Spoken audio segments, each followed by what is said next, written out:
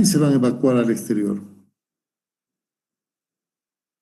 El tracto digestivo, como en la gráfica, mide aproximadamente 15 centímetros y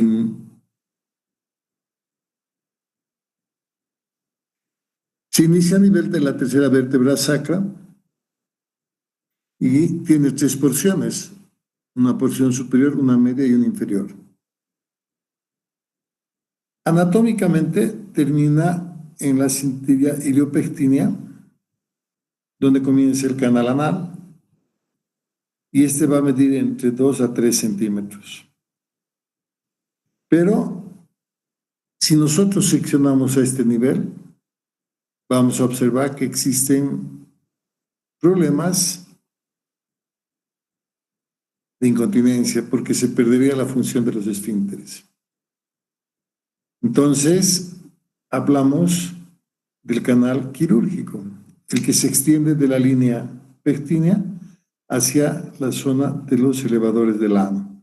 En la gráfica pequeñita podemos observar el anillo ano rectal, que es el límite con los elevadores del ano, la línea pectina y el margen anal, que esto constituye el canal anal quirúrgico.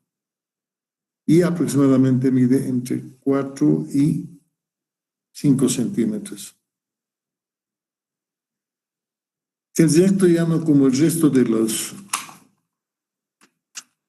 el tracto digestivo del intestino, tiene sus capas que son la serosa, pero que solo va a recubrir en el tercio superior hasta la deflexión peritoneal. Y la capa muscular va a estar formada de afuera hacia adentro por el músculo longitudinal y el músculo circular. Recordar que la parte longitudinal en el colon, en lo que es el colon ascendente, transverso y descendente, está constituido por las tenias, pero que a nivel del recto la cubre en toda superficie, es decir, se expande, ¿no? Y llega a la línea pectina. Entonces, el músculo longitudinal va a llegar a la línea de pectina y se va a dividir en 2 porciones. Una medial, si se ve el cursor, que llega a la línea blanca de Hilton. Y la otra, que es externa, que se va a ir a perder en el tejido graso de la fosa isquiorrectal. La submucosa, en el trayecto, en todo el canal anal, es un espacio virtual que se torna real al llegar a la línea pectínea y donde van a encontrarse los hemorroides, los plexos hemorroidarios. La mucosa en el recto tiene 13 pliegues, 2 al lado izquierdo del paciente, un superior y uno medial o inferior, y el otro medial al lado derecho. Son denominados los plexos de Houston. El más constante de estos pliegues mucosos es el del lado derecho, que también recibe el nombre de pliegue mucoso de Kohlrausch. ¿Ya? Entonces, vamos a encontrar que existe un epitelio cilíndrico en el recto, pero que llegando al nivel de la zona de transición, que está donde se encuentra la línea dentada, como podemos ver aquí, zona de transición, este epitelio cilíndrico va a cambiar a cúbico. Y por debajo de la línea dentada se va a encontrar el epitelio escamoso. Podemos observar que en el epitelio de transición se encuentran las columnas de Morgani y las criptas de Morgani. En estas criptas de Morgani se van a encontrar las glándulas anales. Las columnas de Morgani se encuentran entre 6 a 8, por tanto las criptas también van a estar en ese número. Entonces, entre la línea pectínea y el margen anal vamos a encontrar un epitelio escamoso no queratinizado llamado anodermo. que tiene una coloración más pálida que en el resto, que con la piel. ¿Ya? Luego de esto, más hacia abajo se encuentra la piel del ano, que es más oscura y que va a presentar unos pliegues radiales. Y eso debido a que el músculo longitudinal, al emitir su fascículo medial, también han sido denominados a los ramos de este fascículo como los ramos del músculo corrugado, que le dé el aspecto radiado, ¿no? La piel, por fuera, la piel va a tener las glándulas sudoríparas, sebáceas y apócrinas, que son susceptibles de sufrir una infección. La irrigación está dada por la arteria rectal superior, que es rama de la sigmoidea y que se va a dividir a su vez en izquierda y en derecha. También va a recibir ramos de la sacra media o la rectal, la sacra media, que nace en la bifurcación de la aorta. Entonces, la rectal superior, a su vez, el ramo derecho, se va a dividir en un ramo anterior y otro posterior. Y se va a unir a nivel del tercio medio con la rectal media, que es rama de la ilíaca interna, de la rama anterior de la ilíaca interna. Y en el tercio inferior se va a encontrar con la rectal inferior, que es rama de la pudenda, que a su vez es rama de la ilíaca. Las venas van a acompañar en su nominación a las arterias. Y vamos a poder observar que se van a dibujar 3 paquetes hemorroidarios principales. Uno que estaría a las 3 de la tarde, o sea, hacia el lado derecho, y 2 hacia el lado izquierdo, entre las 7 y las 11, como hemos observado en la distribución, ¿no? O sea, 1 al lado izquierdo, perdón, y 2 al lado derecho, anterior y posterior, como hemos observado cómo descienden las arterias. Tal vez aquí es bueno indicar que estos plexos hemorroidarios están fijos al esfínter anal interno por el músculo de la submucosa anal, conocido como músculo de Treitz. Y esto es muy importante cuando hablemos de hemorroides. El drenaje linfático sigue y acompaña a las arterias de la región. El tercio superior va a drenar hacia el camino de la vena rectal superior y de la mesentérica inferior, a unos ganglios muy voluminosos que se comunican entre sí, que han sido denominados como ganglios de Gerota. Los del tercio medio van a drenar hacia la parte sacra y que han sido denominados ganglios de Kenn. Y los del tercio inferior van a drenar hacia los ganglios de la región inguinal. Conviene hablar de la musculatura anal, que es lo que nos conviene entender adecuadamente. Y vamos a ver que la prolongación del músculo liso interno circular a nivel del esfínter, a nivel del canal anal, se engruesa y desciende hasta 1.5 centímetros por debajo de la línea dentada, formando el esfínter anal interno. Este esfínter anal interno, ya podemos decir, es vegetativo y no nos obedece, es involuntario, ¿no?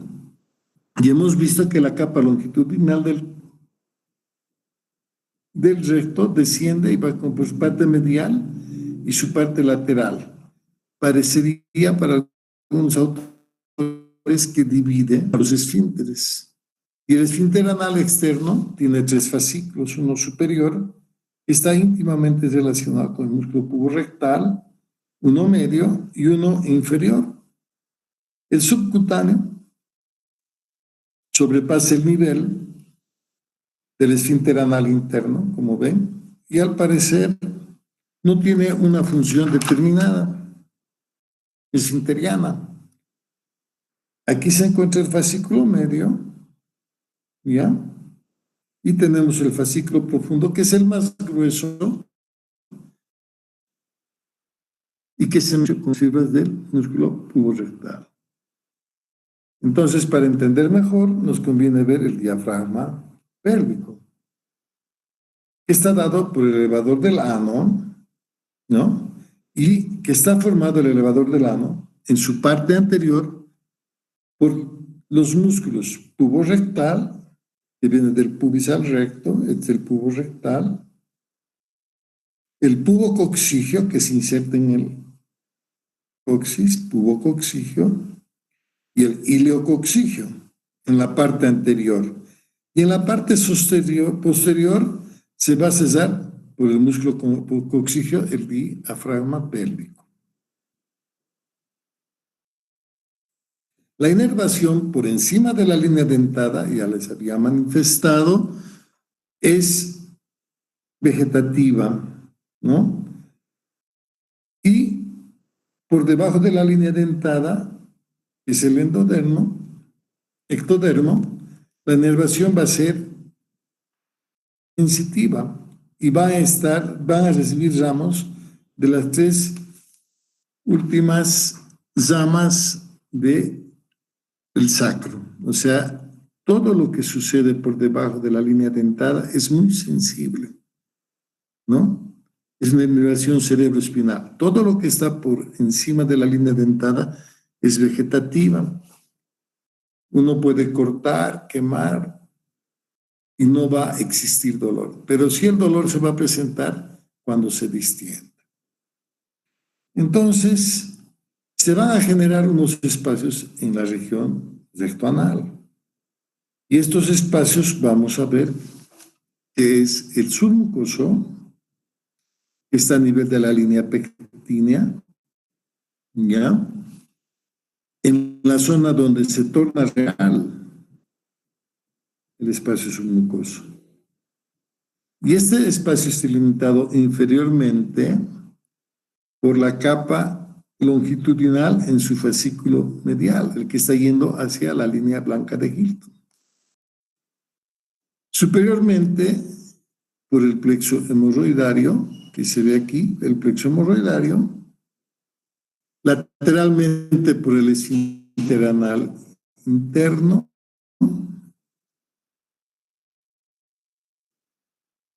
y medialmente por la mucosa, de algunas patologías. Luego vamos a hablar del espacio perianal, que es superficial y está limitado por debajo del fascículo externo longitudinal, la piel. El espacio isquiorrectal está limitado hacia arriba por el músculo elevador del ano, ¿no? Y hacia abajo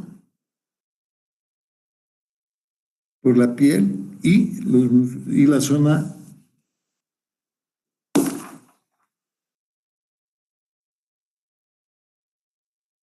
del tejido que rodea a esta región, por el tejido adiposo. Elevador del ano, tejido adiposo, ¿no? Entonces, estos espacios, repitiendo, tenemos el submucoso, el perianal, el isquiorrectal y también vamos a tener el espacio interesfinteriano. Eso es lo que corresponde a los espacios por debajo de los músculos elevadores del ano, que algunos denominan infraelevadores, espacios infraelevadores, que va a tener importancia, como vamos a ver al ver abscesos. Y luego tenemos el espacio pelvis-rectal, que está limitado lateralmente e inferiormente por el músculo pubo-rectal. Y la parte superior está dada por la reflexión peritoneal, cesándose con la parte de la musculatura del recto. Existe un espacio retrorectal que lo vamos a ver aquí, que se encuentra por detrás del recto y por delante del sacro. Podemos observar que existen dos fascias. Una fascia anterior, denominada la fascia de Waldeyer, ¿no?, que limita la próstata y la vejiga con el recto, y una fascia de Nonviller, y una fascia posterior que es la fascia de Waldeyer, o fascia presacra también. Entonces, hacia atrás se relacionan con esta fascia de Waldeyer y hacia adelante con la fascia de Nonviller. Entonces, ¿qué funciones tiene el conducto anal?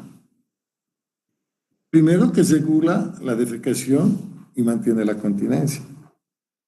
El control de la defecación va a depender de las funciones coordinadas de la actividad sensorial y muscular del ano, la distensibilidad, el tono y la evacuabilidad del recto, la actividad muscular del suelo pélvico y la consistencia, el volumen y el momento elegido para los movimientos rectales y fecales del colon. La sensibilidad anorrectal permite diferenciar la característica del contenido, es decir, nuestro ano recto sabe que es gas, sabe que es líquido y que sabe que es sólido. Por eso, cuando es algo líquido, automáticamente se contrae el esfínter anal voluntario externo y uno está conteniendo la eliminación de líquidos o sólidos. En cambio, deja pasar a los gases. La otra ventaja es, o no sé si es ventaja, pero cuando existe contenido líquido en la ampolla rectal, no es tolerada y automáticamente es eliminada, como en el caso que sucede en las diarreas o en algún sangrado que pueda haber. Llega la sangre y automáticamente uno va al baño y evacúa una porción de sangre. Lo que no sucede con las heces sólidas, que pueden quedarse por mucho tiempo por su adaptabilidad y retrasando su evacuación, su vaciado. Entonces, vean la característica y la función que tiene esta parte recto anal. Vamos a ver algo de algunos síntomas que son muy importantes en la región. Y unos síntomas importantes son el sangrado, que se puede presentar en lesiones benignas o malignas, ¿no? La sangre puede ser que venga en gotas separada de las heces y puede ser rojo brillante. En estos casos suele provenir de las hemorroides internas sangrantes. Muchas veces puede haber esbozos de sangre en el papel higiénico y nos podría indicar que podría tratarse de una enfermedad hemorroidaria leve o una fisura anal. A veces vienen coágulos y a veces viene una sangre oscura, que es la melena, que nos indica hemorragia de colon o de algún lugar del tracto digestivo. En estos casos hay que continuar los estudios para poder descartar tratarse de una patología maligna como cáncer, ¿no? Y sobre todo si los pacientes son mayores, sobre todo mayores de 40 años. Entonces hay que hacer una adecuada valoración. El otro síntoma importante es el dolor, que puede estar o no relacionado con la defecación. A veces el dolor puede ser pulsátil y se da en los casos de abscesos y en algunos casos en las fístulas con un drenaje inadecuado. Cuando el dolor tiene relación con la defecación, hay que pensar en fisura anal, como vamos a ir viendo más adelante y vamos a ir recalcando, ¿no? Y si no existe relación con la defecación y puede presentarse en la noche por periodos de 20 a 30 minutos, podemos pensar que se trata de una proctalgia fugaz, o sea, un dolor pasajero del ano y que se puede aliviar con baños de asiento tibios. Otro síntoma importante en la región es la secreción, que puede ser purulenta, que puede ser mucosa, que puede ser fecal maloliente y las alteraciones del ritmo intestinal, que pueden estar determinados por una evacuación cada 2 días, cada 3 días. Hay que ver la forma de las heces, también si hay diarrea o si hay estreñimiento. Generalmente las heces acintadas van a favor de una patología de cáncer del lado izquierdo por una estenosis que se produce a nivel, que lo han debido ver ya cuando llevaron cáncer de colon. Para el examen físico, les he traído aquí unas poses. Se recomienda examinar al paciente en decúbito lateral izquierdo con las nalgas ligeramente sobresalidas de la mesa de examen o en decúbito prono, lo que dicen en navaja cervicana. Yo les he traído aquí una posición especial donde hay hospitales de proctología que tienen este tipo de mesa para examinar al paciente.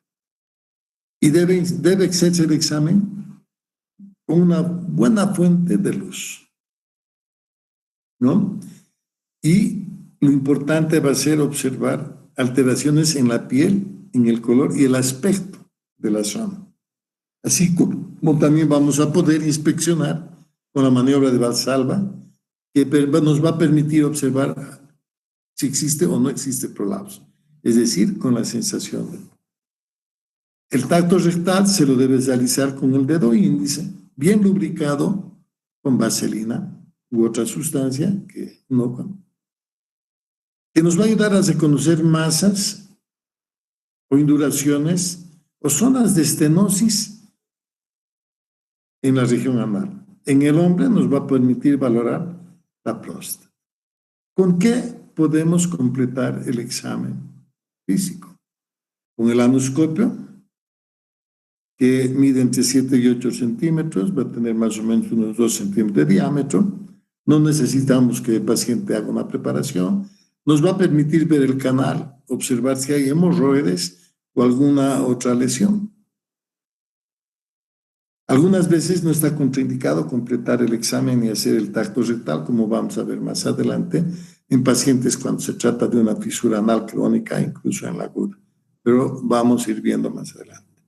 O bien, un rectoscopio. Esto sí ya nos tiene que permitir una preparación con un enema de la región distal. Mide entre 12 y 15 centímetros y nos permite explorar el recto. Ya para el rectosigmoidoscopio tenemos que preparar al paciente noche antes con dieta líquida, enema, para que pueda ingresar mucho más el rectosigmoidoscopio. Existe el rígido, que es el que les he traído aquí, y existe el flexible. Muchas veces hay anoscopios con fuente de luz, como van a poder ver acá, y que nos van a permitir iluminar el sector que estamos observando. Ya el rectoscopio y el rectosigmoidoscopio tienen que tener fuente de luz para poder observar. El anoscopio podemos hacerlo con este simple o bien con uno que tenga fuente de luz incorporada. Y el otro equipo que tenemos es el colonoscopio, que es mucho más largo, entre unos 20 centímetros de largo, y que puede ir conectado a una cámara de video, ¿no? Entonces, complementamos los estudios con exámenes de laboratorio. Y entre los exámenes de laboratorio tenemos el hemograma, glicemia, urea, creatinina, tiempo de protrombina. No se olviden, si se está tratando de patologías del colon y del canal anal, pedir sangre oculta en heces, que sea la prueba de Weber. El examen coproparasitológico es muy importante en algunos casos de prurito o parasitosis, incluso en la meriasis puede venir con sangrado, ¿no? Luego se puede completar con radiografía simple de abdomen o con contraste, que es la inyección de bario, o bien con doble contraste, que es la inyección de bario, se elimina el bario, se coloca aire y se va a poder ver adecuadamente la mucosa de la región y de todo el colon. Esa es la radiografía de doble contraste.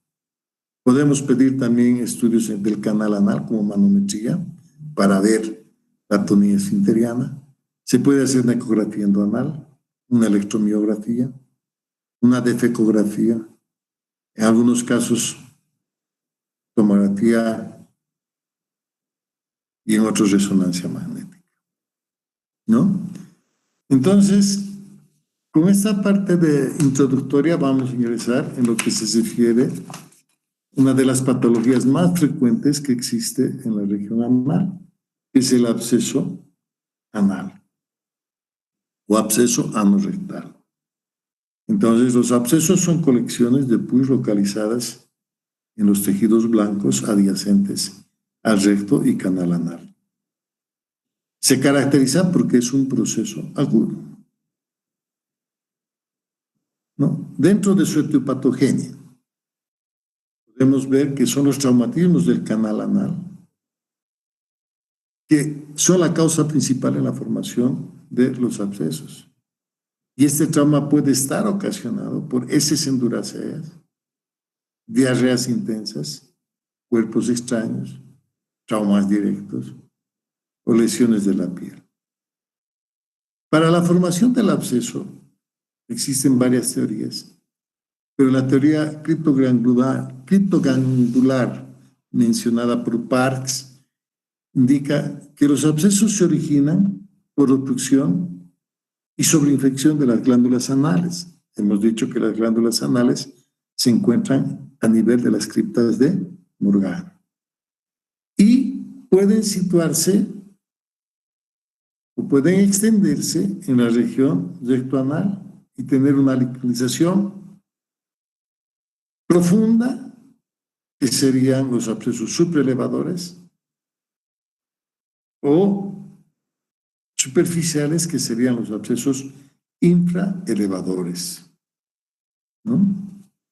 Entonces, aquí vamos a observar, vamos a hablar primero de los abscesos infraelevadores, donde se pueden acumular en la región submucosa, en la región perianal, es un poco más frecuente, en la sección isquiorrectal y en la región interesfinteriana.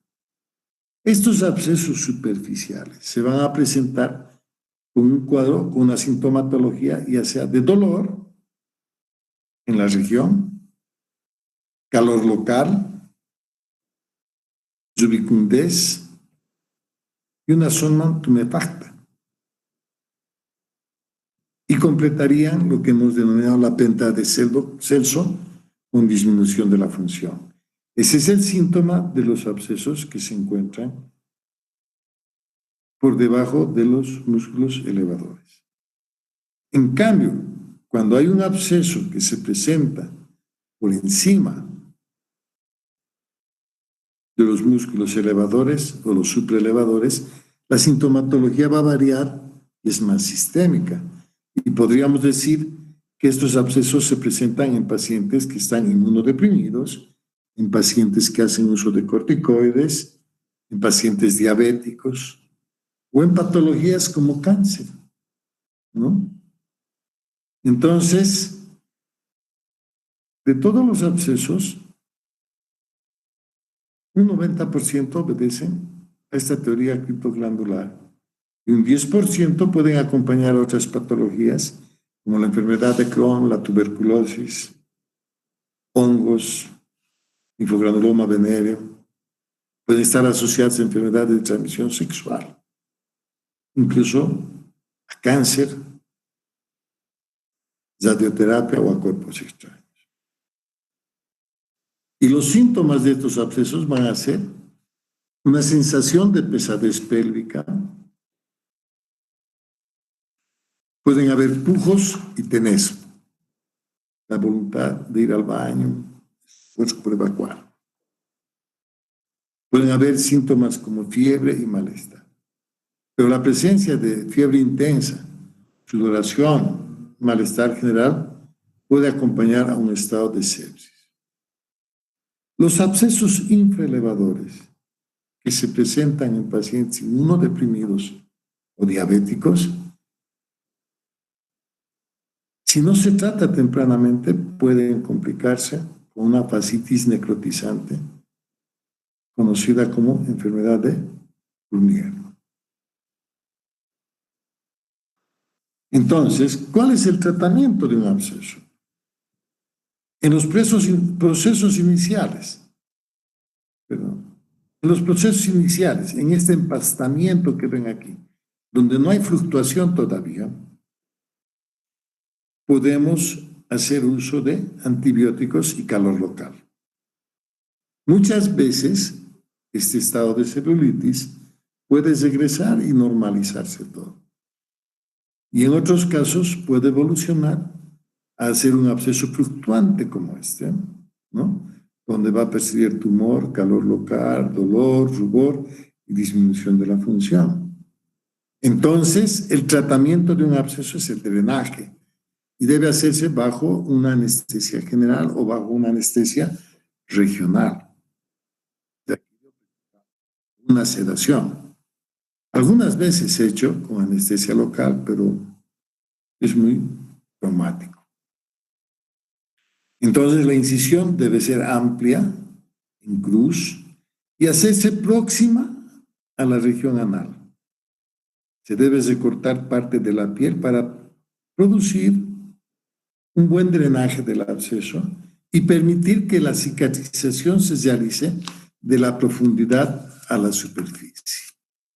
En algunos casos y en algunos pacientes no es necesario el uso de antibiótico después de haberse hecho el drenaje, a no ser que sean pacientes diabéticos con enfermedades asociadas, inmunodeprimidos o que sean portadores de prótesis en cualquier lugar, porque esto puede diseminarse sistémicamente y producir infección de la prótesis y causar problemas serios. En aquellos abscesos de localización submucoso que producen esa sensación de pujo, tenesmo, el drenaje es suficiente. El drenar se vacía y no obstante que esté en contacto con las heces, va a tener su proceso favorable. Ahora, en los abscesos que hemos manifestado que estén asociados a otras patologías, tuberculosis, Crohn u otro tipo de enfermedades, el tratamiento es el de la enfermedad de base. Bien, ahora vamos a ver la otra patología, que sería la fístula perianal. Es una fístula. Fístula es un trayecto de tejido fibroso que comunica dos superficies epiteliales. Y por lo tanto, a diferencia del absceso, este es un proceso crónico. Es decir, tiene tiempo, no es agudo. Que pueda agudizarse por obstrucción y se forma un absceso, es otra cosa. Pero una fístula perianal es crónica. Y dentro de la hepatogenia podemos decir que el 95% de los casos tienen su origen en un absceso perianal. Pero no todo absceso perianal va a terminar en fístula. Eso es muy importante tomar en cuenta. Muchos alumnos leen y dicen, no, el absceso viene a fístula. No es así. Pero una vez instalada la fístula, un 95% de estos pacientes han cursado con un absceso. Entonces, el orificio por donde van a penetrar las bacterias va a estar a nivel de la cripta de Morgana y es considerado este el orificio primario. Va a haber un trayecto y va a tener un orificio secundario que va a estar en la piel. Entonces, una fístula completa simple tiene dos orificios, uno interno y otro externo, el interno primario, el externo secundario, y un trayecto es de tejido fibroso. Algunas veces puede no existir el orificio secundario y a esto se denomina fístula incompleta, ciega, sinus. O puede tener más orificios primarios o secundarios y ser una fístula compleja.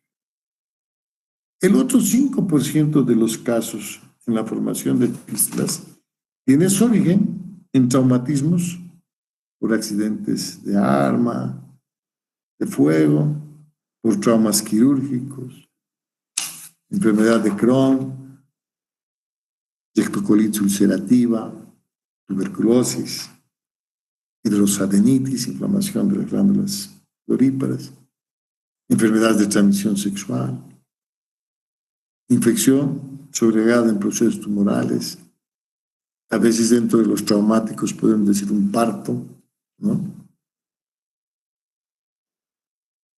¿Y cómo clasificamos? Reiteramos, por los elementos que la integran, es decir, por los orificios y trayectos. Hablamos de una fístula completa, simple, cuando tiene un orificio primario que generalmente asienta en la cripta de Morgagni, un trayecto fibroso y un orificio secundario que va a encontrarse en la piel. Esta es la variedad más frecuente. La fístula incompleta, como ya habíamos mencionado, es la que presenta un orificio primario, un trayecto fistuloso, pero no tiene el orificio secundario, pero carece de orificio secundario. La fístula compleja es la que posee uno o más orificios primarios y varios orificios secundarios con trayectos múltiples. En este grupo se incluyen las denominadas fístulas en herradura, que tienen un trayecto bilateral con un orificio primario en la comisura posterior, anterior, y varios orificios externos o secundarios, a ambos lados de la línea media. Y luego hablamos de la fístula complicada. Es cuando el trayecto fistuloso establece una comunicación con órganos vecinos, como ser una fístula rectovaginal, rectovesical y otros que puedan darse. Por su relación con los músculos esfinterianos, y aquí quiero aclararles, yo sé que van a encontrar unas clasificaciones más complejas, aunque ustedes capten que existen fístulas con relación a los músculos esfinterianos, interesfinteriana, que es la más frecuente, 60-65%, la transesfinteriana de 30-35%, y el otro porcentaje lo hace la extraesfinteriana. La extraesfinteriana la han clasificado como alta, baja y de todo, pero por motivos didácticos y en la formación general que tienen que tener ustedes, les he traído esta clasificación. Y vamos a poder ver en esta diapositiva las fístulas. La fístula interesfinteriana es la que va a estar entre los esfínteres. Esa es la fístula interesfinteriana. ¿Ya?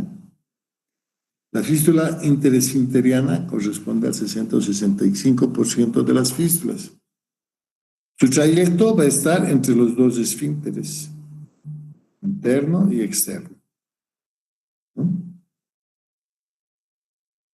Algunos casos pueden asociarse y tener un conducto que venga hacia arriba y cesarse aquí y hacia abajo, como si fuera una T.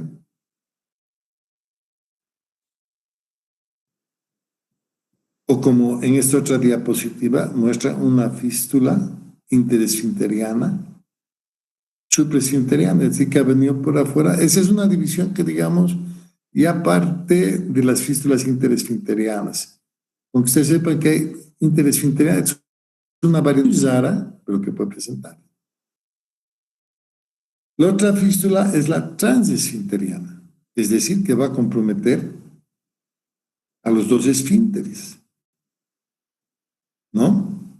Y puede pasar a un nivel alto o bajo, ¿no?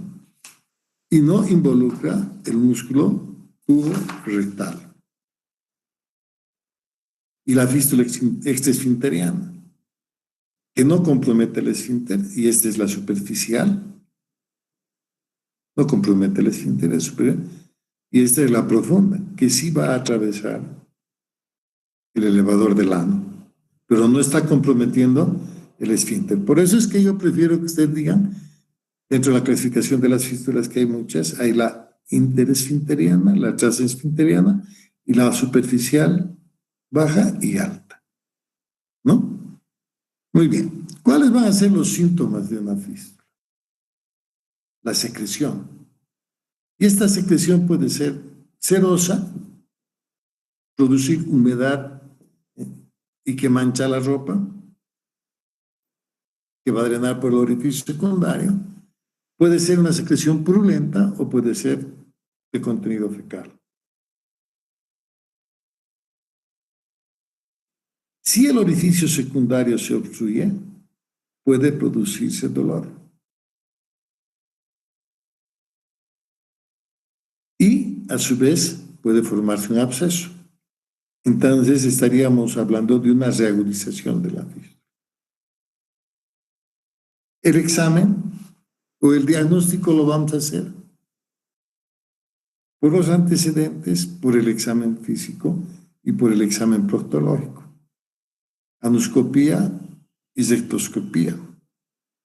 En algunos van a ver que piden fistulografía, radiografía con contraste para ver el trayecto, pero algunas veces no es muy necesario.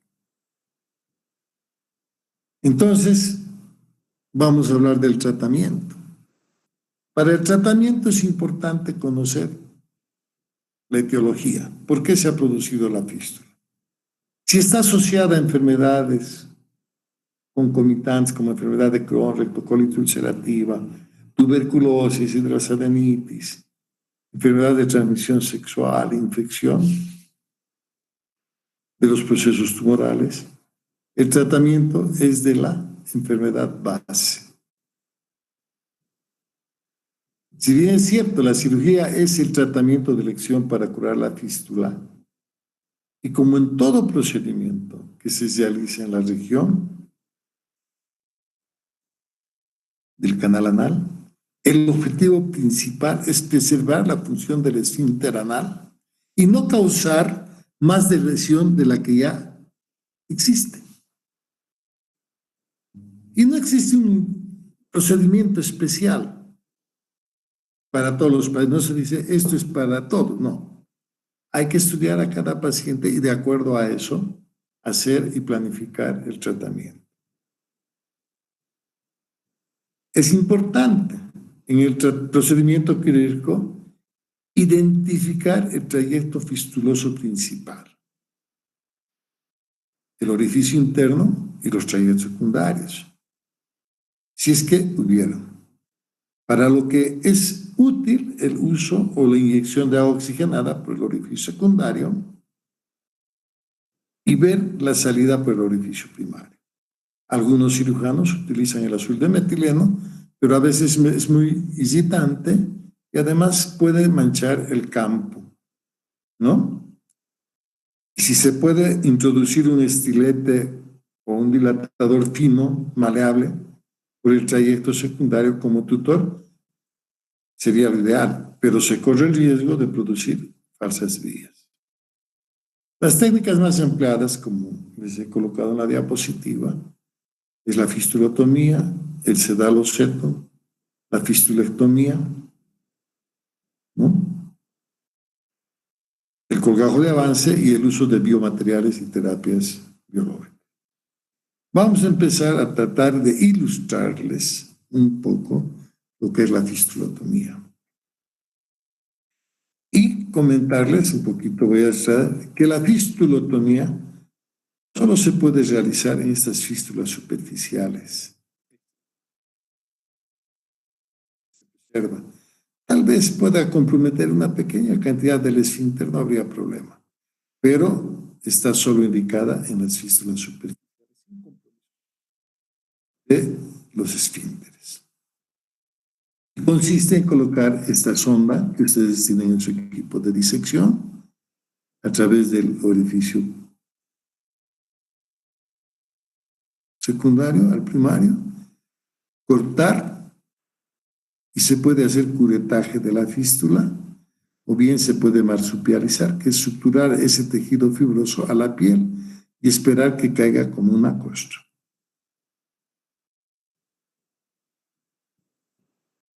Luego tenemos el uso del sedal o setum, ¿ya? El sedal o setum es un guía que se va a introducir, como están viendo acá, de esta manera, para identificar la fístula. Generalmente se utiliza en aquellas fístulas múltiples que son complicadas, para que no se infecte, para que pueda drenar las secreciones a través de este sedal y se pueda planificar una cirugía. Están viendo aquí, miren, orificios secundarios que están con sedales. Entonces aquí, hasta que se planifique un tratamiento quirúrgico, pueden mantenerse y no se van a infectar. Y tal vez en algunos casos, como la enfermedad de Crohn, se tenga que dejar este sedal flojo por meses y a veces en forma indefinida. Entonces, esa es la final de este sedal o setum laxo. Hay otros que utilizan el sedal o setum cortante. Como están viendo aquí, se jala y se va anudando. A medida que se va jalando, se va anudando para que este sedal elástico produzca isquemia en los tejidos y necrosis y se vaya produciendo un corte, ¿no? El riesgo que se tiene por usar esto es generar una incontinencia, por lo que muchas veces no suele emplearse, a no ser que uno esté seguro que se encuentre en la parte baja. El procedimiento que es ideal es la fistulectomía. Y para esto es muy importante revisar la ley de Gutzal-Salmón. La ley de Gutzal-Salmón dice que si nosotros trazamos una línea que pase por el medio del ano, vamos a tener una parte anterior entre la línea y el pubis y una parte posterior entre la línea y el sacro. Y dice, todo orificio secundario que se encuentre en la parte anterior tiene un trayecto rectilíneo y va a terminar en la cripta de la glándula, en forma recta. Y dice, el orificio secundario que se localice en la región posterior va a tener un trayecto curvilíneo y va a terminar en la cripta media posterior o glándula anal posterior. Ya pueda ser en herradura o ya sea simple. Entonces, ¿en qué consiste la fistulectomía? En resecar este tejido fibroso hasta llegar al ano, a la cripta comprometida que está en la región posterior. Entonces, ¿qué va a suceder cuando resequemos la fístula? Vamos a perforar el esfínter anal interno o, si es transesfinteriana, los dos. Y no podemos seccionar porque se va a producir incontinencia. Entonces, ¿qué tenemos que hacer? Tenemos que colocar un setum guía, como están viendo en esta imagen. Ya se ha retirado la fístula y se ha dejado un hilo suelto, amarrado, un setum guía, que después de 15 a 21 días se puede seccionar y no va a producir incontinencia. ¿Por qué? Porque en este periodo de los 15 a 20 días se ha producido adherencias y se ha producido fibrosis. Entonces, cuando se secciona el esfínter, no se va a detener mucho. Puede ser que haya una incontinencia inicial, pero una vez que se rellene este segmento, el resto del aparato esfinteriano va a funcionar adecuadamente. Entonces, el otro tratamiento que les he mencionado es el colgajo de avance, que consiste en poner un punto al orificio interno, resecar la mucosa o músculo de la región y suturar hasta la línea dentada, pectínea. Es otro de los tratamientos que se tiene que puede dar resultado en algunos casos y en otros tal vez no. Y por último, tenemos el uso de las sustancias biológicas o terapias biológicas, que son procedimientos mínimamente invasivos, y entre los materiales que vamos a utilizar se tiene el adhesivo de fibrina, ya como un tapón, el tapón de mucosa de intestino delgado, porcino liofilizado. Otra sustancia es la pasta de colágeno y células madre. Lo que se intenta es sellar, como hemos visto, el trayecto. Y de esta manera minimizamos el riesgo de la incontinencia. A la fecha, si tuviera éxito este tratamiento, estaría muy difundido.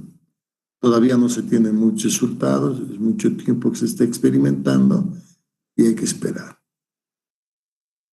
Entonces, el tratamiento ideal sigue siendo el tratamiento quirúrgico, y ahí tenemos, si no compromete el esfínter, la fistulotomía, y si compromete la fistulectomía, como lo hemos descrito. Eso sería todo, jóvenes.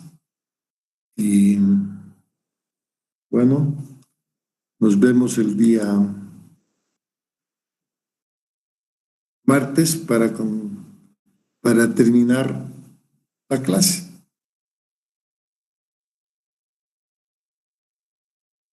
¿Ya? Sí, doctor. Entonces, vamos a ver hemorroides y vamos a ver fisura anal, con lo que concluimos. Espero ahí está claro.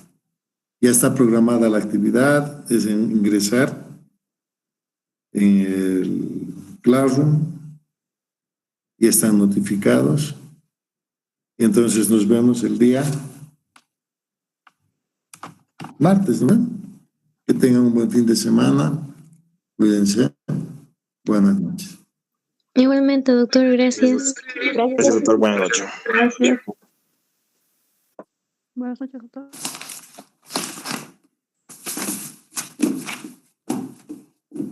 Doctor, tengo una pregunta. Buenas noches, doctor. ¿Qué bibliografía nos recomienda para sus teóricas? Mira, tienes el Savingstone, tienes el, ¿cómo se llama? El que usan ustedes, Schwartz, ¿no? Pero había tratado de explicarles de varios libros, pero todos van, yo creo que después de esto, si tú lees, no vas a tener problema en entender. ¿No? Está bien, doctor, gracias. Ya, no hay problema. Las preguntas van a ser simples, no van a ser de especialidad. Doctor, creo que esta semana que viene le toca